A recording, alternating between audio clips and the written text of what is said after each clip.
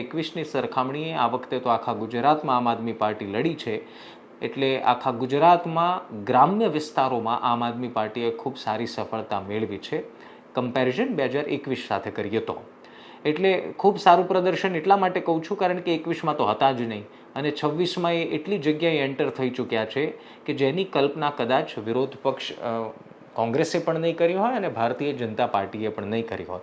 એટલું જ્વલંત વિજય નથી, પરંતુ આ એ વાતની સાબિતી છે, અથવા તો આમ આદમી પાર્ટી હવે બધી જગ્યાએ દાવો તો જરૂર ઠોકી શકે કે આમ આદમી પાર્ટીનું સંગઠન ગ્રામ્ય વિસ્તારમાં પહોંચી ગયું છે. હવે એક વસ્તુ સમજો કે ગ્રામ્ય વિસ્તારમાં કોઈ રાજકીય પક્ષોની એન્ટ્રી લેવી એનો મતલબ એમનો બેઝ તૈયાર થઈ ચૂક્યો છે.